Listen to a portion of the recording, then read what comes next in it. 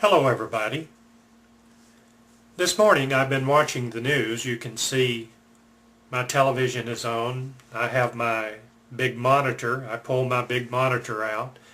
I've got my laptop here. And this political junkie is probably going to either be exiled or forcibly removed from my home. My wife says that I need to get a life and get away from politics and YouTube. But when the Congress is meeting today to discuss a $700 billion bailout of our financial institutions, if you're a political junkie, it is the height of theater, political theater, and intrigue. For a while you could see concern on the faces of the politicians, and I'm sure that the professionals said, listen, if you're going to go out and talk to the American people, you better get that worried look off of your face. You know, I hate that we have to have the taxpayer to bail out people who have been high rollers. There used to be a saying, if you borrowed $5,000 from your local bank and you couldn't pay that loan when you needed to pay it, you were almost owned by the bank. But if you borrowed $100 million, then you own the bank.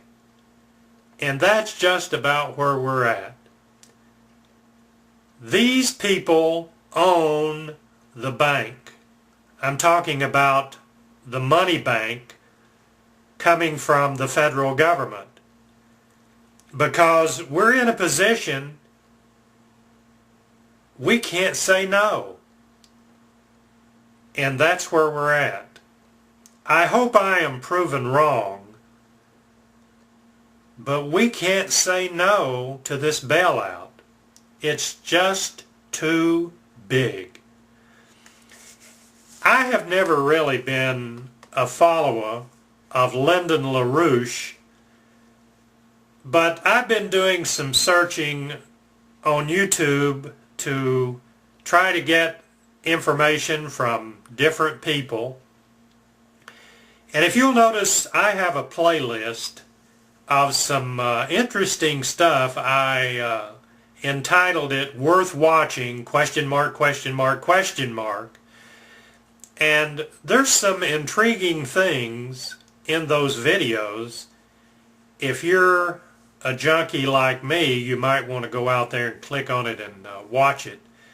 There's, I don't know, 9 or 10 videos in that playlist.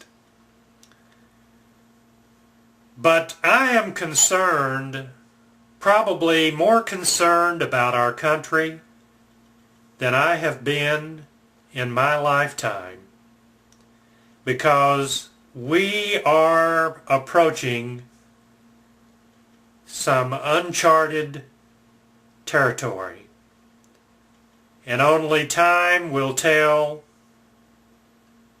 if what is being debated today, if it is passed, if that's really the thing we should have done.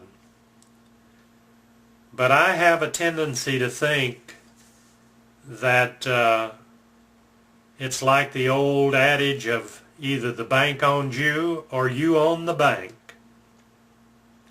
And one other thing about political rhetoric. I'm going to admit on YouTube, on one of the other social networks that I'm involved in, I am a Republican, and I am going to vote for John McCain and Sarah Palin. The thing that bothers me about our political system today is the name calling. I can remember when I was in the military back in the 50s, if you said something, you could disagree with a presidential candidate or the president, but most people were really guarded in the language that they used when they were talking about the leader of our country. There was more civility. I'm sure that some of the private goings-on was not that civil, but with a young guy in the military, and I just saw my monitor go off there, you didn't really say anything derogatory about a president, even if you disagreed with him. And I think that that's one of the things that I am saddened more about our current political state than anything else. Some of the things that have been said about Sarah Palin is just, but of course I'm just an old guy, and if you're from the generation that feels that that's okay, you're probably laughing and saying, listen to that old guy. But I just do not believe, and this is on both sides. I mean, Barack Obama, by the same token, I don't believe in making derogatory statements against Barack.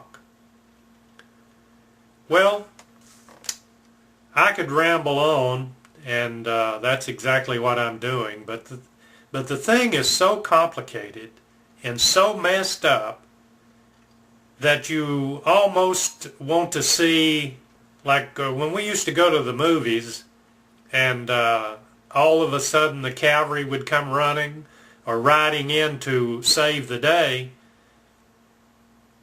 you'd almost like to see the cavalry come running or riding down the canyon or down across the plains or whatever to the rescue. But that's not possible. Well, let's hope for the best. Thank you very much for watching. We'll see you. Have a good day. Bye-bye.